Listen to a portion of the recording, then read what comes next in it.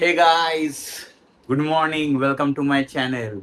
আবার চলে এসেছি একটা নতুন ব্লগ নিয়ে। নতুন দিন নতুন ব্লগ, তাই তো। আর আজকে সকালে তো যেরকম ম্যান্ডেটারি রুটিন, চা হয়ে গেছে খাওয়া, এখন হলো গিয়ে জল খাবার। তো আজকে আমরা খাবো চিজ স্যান্ডউইচ।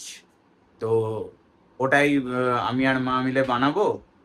ব্যাস, আপাতত এইটাই প্ল্যান আছে।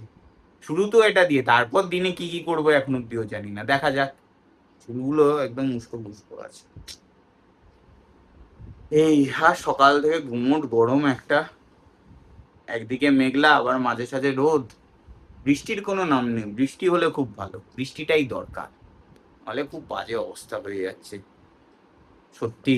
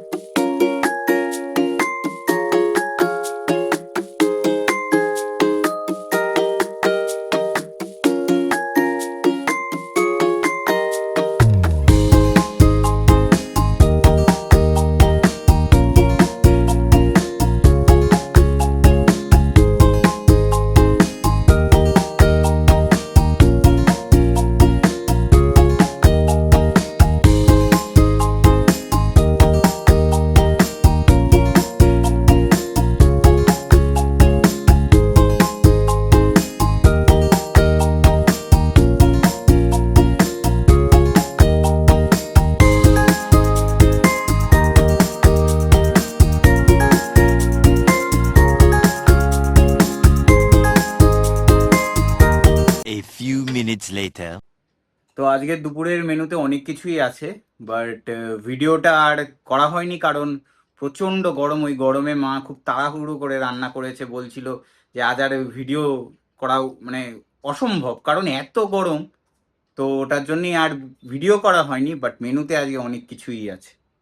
আজকের মেনু: ভাত, উচ্ছের রসা, আলু কুমড়ো সেদ্ধ, এদিকে শসা পেঁয়াজ আর লেবু আছে, এদিকে পেঁয়াজ দিয়ে ডাল আর ডিম।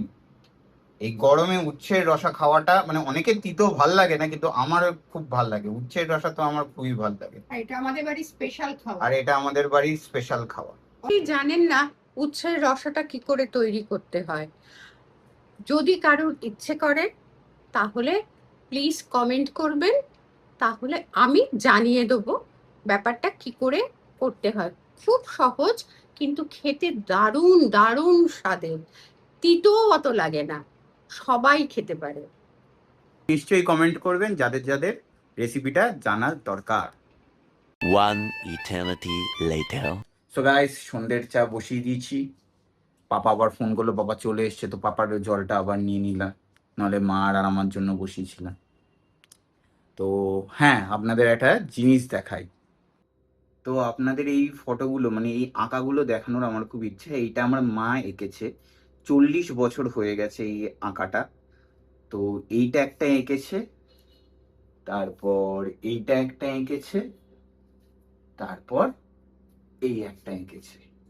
তো আমরা এই তিনটে ফ্রেম করে, মানে এটা অনেক কাল আগে থেকেই ফ্রেম করা, তো ফ্রেমটা আমরা এই ডাইনিং স্পেসের ওপর এভাবে সাজিয়ে রেখেছি। ওপরে ওটা মা শারদা।